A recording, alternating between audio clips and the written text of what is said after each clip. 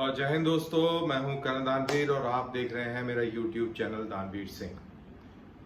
आज हम बात करेंगे वो चाइनीज टोही शिप जो हम्बन टोटाया हुआ है, लेकिन ना हम उसकी टेक्निकल बातें करेंगे कि वो क्या क्या कर सकता है, ना हम कोई नेवी की किसी स्ट्रेटेजी के बारे में बात करेंगे, ना कोई और इस तरीके की पेचीदा बात करेंगे। दरअसल ये मैं आपके सामने बात करने और ये वाली बात जो मैं करने जा रहा हूं, मैं इसलिए आया क्योंकि एक मेरा जर्नलिस्ट मित्र है जो कि डिफेंस या ये चीजें कवर नहीं करता, उसका कुछ और फील्ड है। तो उसने मेरे को पूछा कि अरे सर, ये नेवी का चाइनीज नेवी का ये जहाज आ गया, ये हम्बन टोटा वहां पहुंच गया, कहते हैं वो तेल लेने पहुंचा है, 4-5 दिन रुकेगा, चले जाएगा, उससे हमें क्या फर्क पड़ता है बताइए। अगर मान लो तेल लेने ना आता और उसके पास पहले ये सब कुछ रहता और बंगाल की खाड़ी में घूमता रहता, अरब महासागर में घूमता रहता, या आपके हिंद महासागर में घूमता रहता, तो अपना काम तो वो फिर भी कर लेता, वो उसको हम रोक भी नहीं सकते थे क्योंकि वो सारा इंटरनेशनल वाटर है। तो अगर वो वहां आ गया तो क्या हुआ? तो मेरे को लगा कि ये चीज समझानी बहुत जरूरी है, क्योंकि ऐसे पता नहीं कितने सारे लोग होंगे, सभी के दिमाग में ये सवाल जरूर होता होगा कि भाई अगर ये जर्नलिस्ट हैं, इनके दिमाग में ये सवाल आ सकता है, तो एक आम आदमी के दिमाग में भी ये बात आ सकती है कि भाई ऐसा क्या हो गया यार, अगर आ गया तो आ गया, ठीक है, अगर नहीं आता, वहीं आसपास घूमते रहता, तो अपना काम तो वो फिर भी कर सकता था। तो मैंने सोचा कि इसका एक वीडियो बनाया जाए, उसको थोड़ा सरल भाषा में समझाया जाए। अब फर्ज करिए कि आप मोहल्ले में रहते हैं, आप एक ताकतवर व्यक्ति हैं, मोहल्ले के प्रतिष्ठित व्यक्ति हैं और रसूखदार हैं, लेकिन 4 घर छोड़कर एक और व्यक्ति रहता है जो आपसे भी ताकतवर है, उसका घर भी बहुत बड़ा है, उसके पास पैसा भी ज्यादा है, गाड़ियां भी ज्यादा है, और थोड़ा सा दबंग भी है। वो अड़ोस पड़ोस से लड़ता भी रहता है और आपको भी ताने मार जाता है, जब भी कभी आपके दरवाजे के सामने से निकलता है ताना मार जाता है, कभी कभी पत्थर भी फेंक देता है।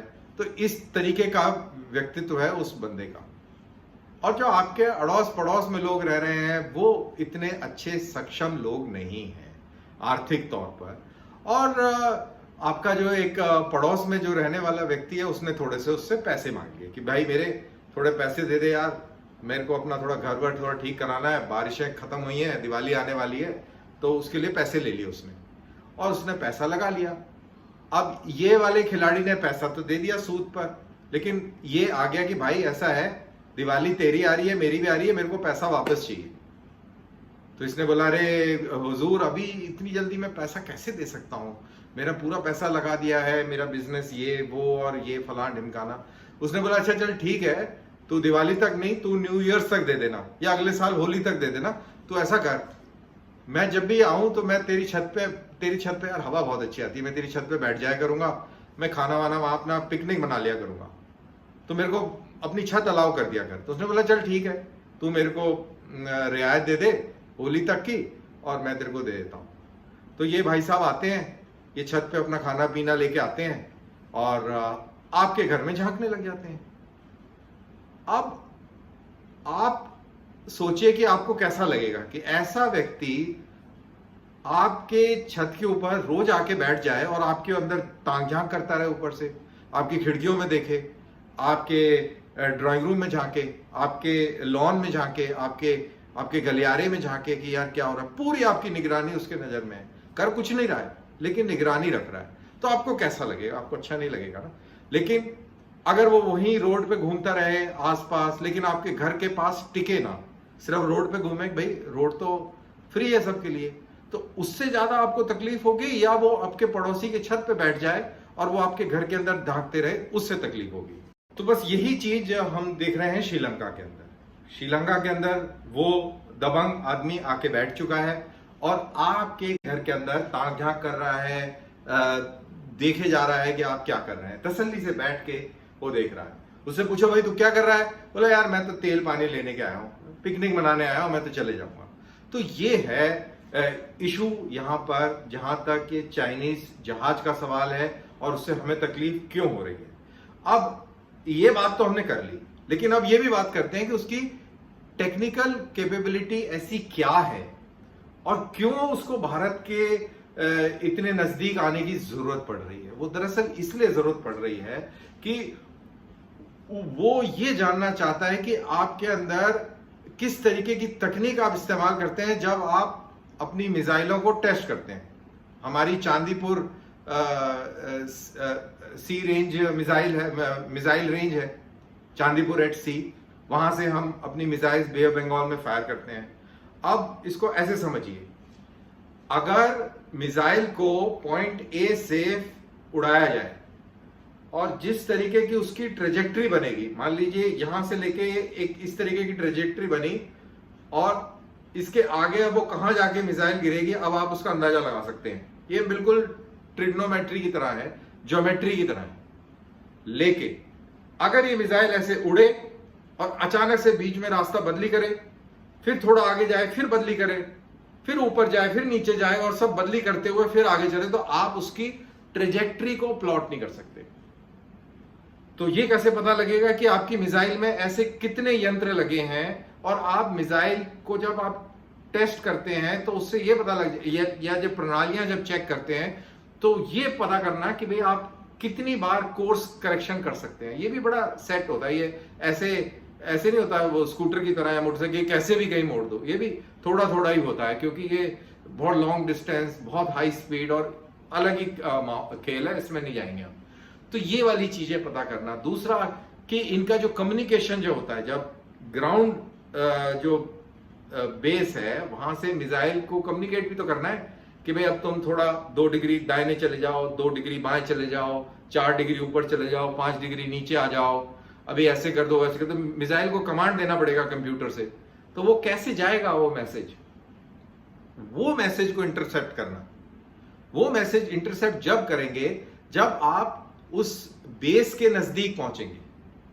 अब जैसा कि इस जहाज की काबिलियत है कि 700-800 किलोमीटर तक ये आपके ऐसे इंपॉर्टेंट जो अनुसंधान केंद्र हैं या एस्टेब्लिशमेंट्स हैं उसके अंदर स्नूप कर सकता है। तो अगर ऐसा है तो हमारा इसरो की पूरी कैपेबिलिटी है, हमारे न्यूक्लियर पावर स्टेशंस हैं, हमारी न्यूक्लियर सबमरीन्स के जो बेसिस हैं वो भी वेस्ट कोस्ट में है, कुछ ईस्ट कोस्ट में है। तो इन सब की जो ट्रांसमिशन होता है, और ट्रांसमिशन के बारे में भी मैं आपको बता दूं कि इतनी जबरदस्त तकनीक है। जरूरी नहीं कि आप मोबाइल पे बात करेंगे तभी आपकी बात पकड़ी जाएगी या रेडियो सेट पे बात करेंगे तभी पकड़ी जाएगी क्योंकि आपकी बात जो है वो आपके सेट से निकलकर और वो ओपन स्पेस में चलेगी तो पकड़ी। जी नहीं, अगर आप अपने कंप्यूटर से, लैंडलाइन से, आप किसी भी फाइबर ऑप्टिक केबल से भी अगर आप बात करें तो आपकी बात सुनी जा सकती है। जो सबमरीन केबल्स हैं, आपने सुना होगा, इंटरनेट की सबमरीन केबल है जो समुद्र के तल पे बिछाई गई हैं, उसके ऊपर भी निगरानी रखने से क्या कम्युनिकेशन हो रहा है। देखिए करोड़ों लोग कम्युनिकेट कर रहे हैं, कहीं कोड हो रहा है, कहीं कोड जा रहे हैं, कहीं वॉइस मेल जा रहा है, कहीं टेक्स्ट मैसेज जा रहा है, कहीं वीडियो जा रहा है, बहुत कुछ जा रहा है। लेकिन इन करोड़ों मैसेजों में से भी सही मैसेज पकड़ने की काबिलियत आज के टेक्नोलॉजी में है, इंटेलिजेंस एजेंसीज के पास है, और ये शिप यही काबिलियत रखता है। तो ये ना ही सिर्फ आपका जो एयरवेव में जो कम्युनिकेशन है उसको पकड़ सकता है, सबमरीन केबल्स में क्या बातचीत हो रही है वो पकड़ सकता है, और साथ ही आप 800 किलोमीटर दूर बैठ के क्या बातें कर रहे हैं आपस में वो भी ध्यान से सुन सकता है। इसीलिए भारत को तकलीफ है। अब इस वीडियो को मैं यहां खत्म करता हूं, लेकिन यहां पे एक बात और बता दूं कि ऐसा नहीं है कि ये सिर्फ चाइना के पास ही इस तरीके के आला दर्जे के जहाज हैं। भारत के पास भी ऐसे 2 जहाज हैं और उसकी तकनीक भी बिल्कुल उत्तम है, और भारत के पास इस तरीके की टेक्नोलॉजी है। उसके दोस्तों ने उसको भी टेक्नोलॉजी दी है, कुछ हमने खुद अपनी विकसित करी है। तो हम भी वही काम करते हैं, वही काम कर रहे हैं जो चाइनीज आके हमन टोटा में कर रहे हैं।